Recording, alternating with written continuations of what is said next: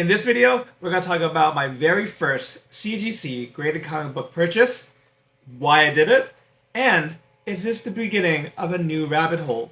Coming right up.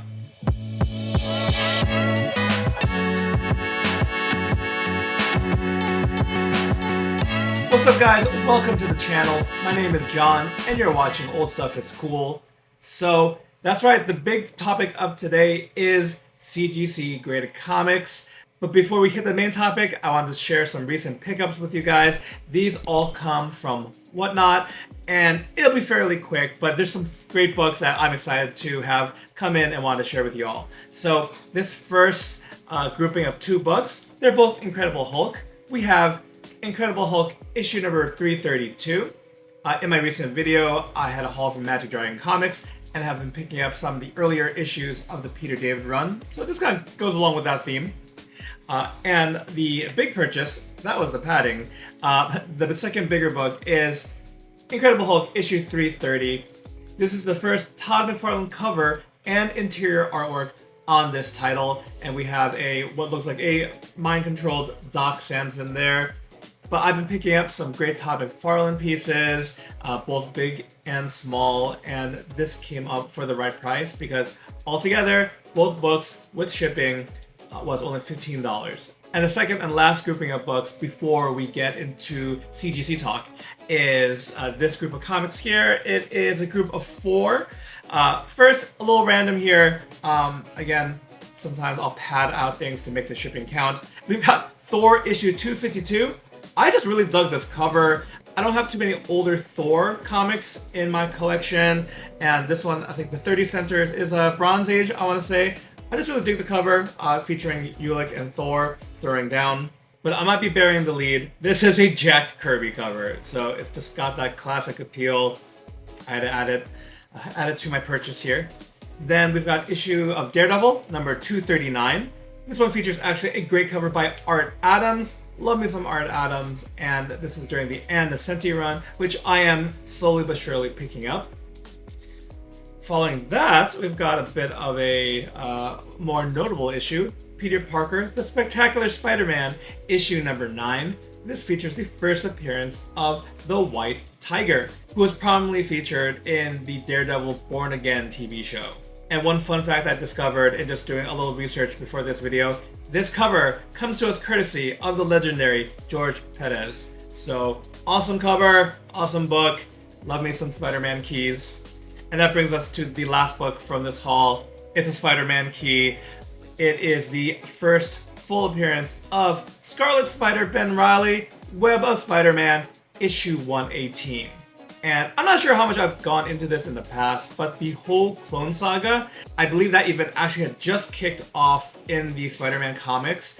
And around that time I was about to start college, and I took my first big break from collecting comics, just because I was moving to a new city, new stage in life, all that stuff. Despite that fact, I still have a soft spot for Scarlet Spider. You know, wearing a light blue cut-off hoodie over a red spandex suit really should not work, yet I find this costume charming. And I think the original pitch of the Clone Saga could have been something really special, but you know, editorial chaos and just dragging that story out kind of soured Spider-Man for a lot of fans. That being said, yeah, love this character. I don't think it's really any stretch to call this a key issue, a key first appearance, so very happy to add that to the collection. Altogether, with the other books, this was the big book. This one I got for $45, and the other three books were only $3 a piece. So altogether, around $54, maybe $60 shipped. And at that price point, getting some Spider-Man keys, an issue of Daredevil for a run I'm working on, and just a cool classic Kirby cover, I'm quite happy with that. So those were the comics that were a bit of an appetizer leading up to our main discussion on graded books. And I've mentioned, up to this point, I didn't really want to get into the world of graded comics. I think I was trying to figure out for myself, and still am figuring out the parameters of my collecting, what I want to get into. Today we're talking strictly about just buying CGC books. I'm not to the point where there's anything I really want to submit and go through that whole that whole rabbit hole, that whole mess of a process. But yeah, let's talk about CGC graded books. Now, I did say that I purchased my first CGC book, but I did want to at least cover. It's not my first graded book to own. And I don't think I featured this on the YouTube channel, but I think I had covered this back on Instagram. Which was I was doing comic book content there first. But we're talking about this kind of rando book here. This is a book that I won via Whatnot giveaway from Space Lounge Comics, who's not really active right now, but will pop in periodically. One of my favorite sellers. This one is a series that I'm not familiar with at all. I mean, I know about Witchblade. This is Witchblade number 126. It is written and signed. So yeah, I got a Yellow Label signed book for my first CGC book in my collection. Ron Marz, who actually I greatly enjoy. I first came across his works on Silver Surfer in the 90s. He later on wrote much of the Kyle Rayner Green Lantern stories. So I'm a fan of Ron Marz, so I think at least that's fitting to get a book that has his sig on it. But not sure if this is the original character that wielded the Witchblade, the gauntlet type weapon the character has. But I do want to note, in the notes here, this is a variant cover, it says this is the 100% all beef edition. So, I don't know what that is, but that sure sounds fun. It's a modern comic. I mean, I don't think that this really holds much value, but still a fun giveaway to have received.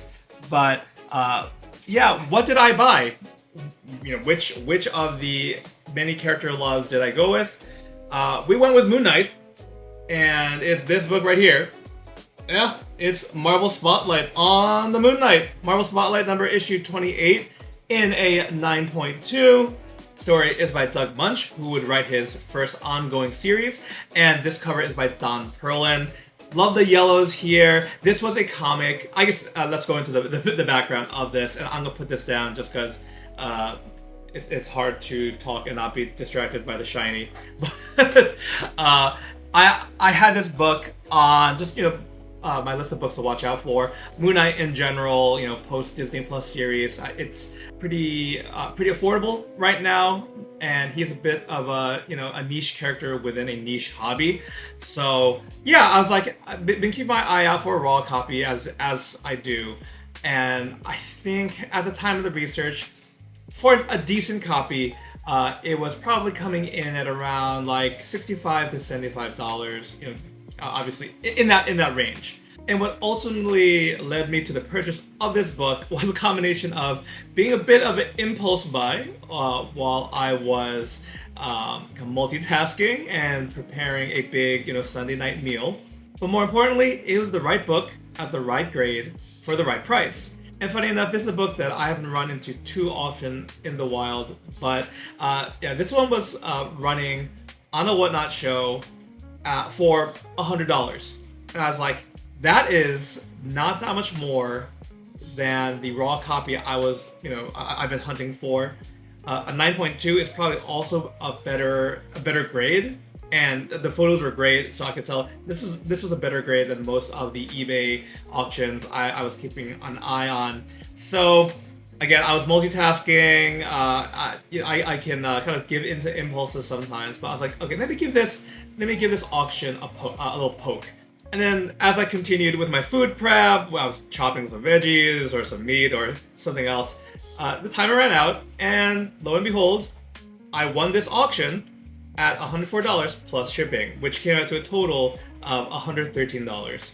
So I think when I last checked the value of this one, I mean, it's not too far off, but it's under fair market value. So probably a bit bigger than my typical impulse purchases, but it is for, one of my favorite characters.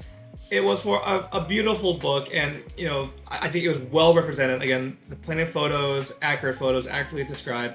So yeah, this is in my collection now, and so it got me thinking about I need to put some boundaries, some parameters on why would I get any more graded books in the future. I kind of boiled it down to 3 reasons that I might get a CGC book.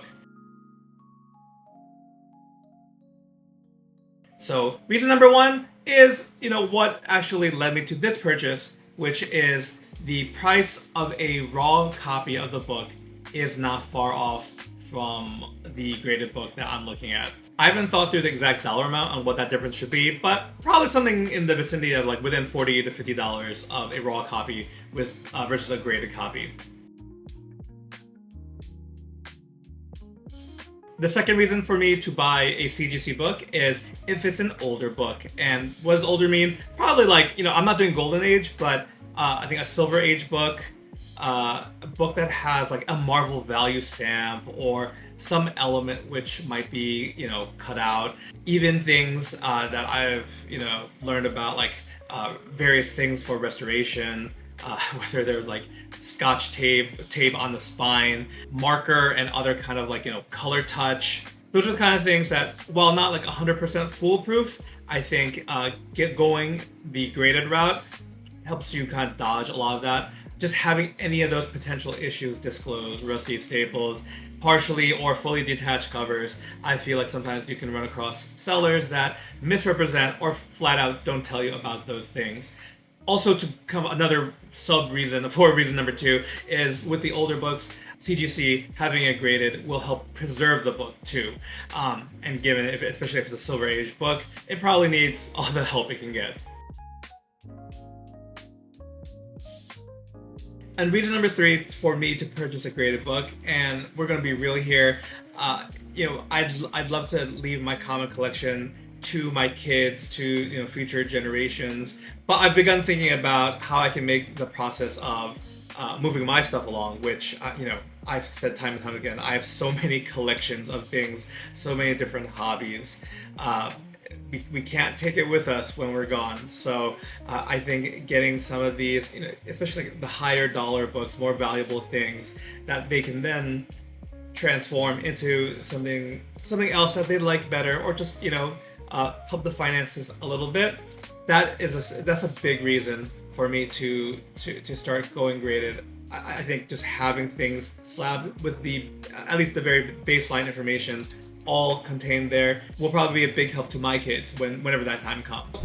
Yeah, so I think boiled down, those are my top 3 reasons for starting to buy slab books. Again, I'm not getting into the process of cleaning and submitting my books. That might come down the line, who knows? But I'd love to hear your reasons of why you do or why you don't go for graded books. Would you be interested in a video, like, in a few months down the line, if I've added more reasons to collect graded books? Because I think that's what's going to happen the more I sit with it.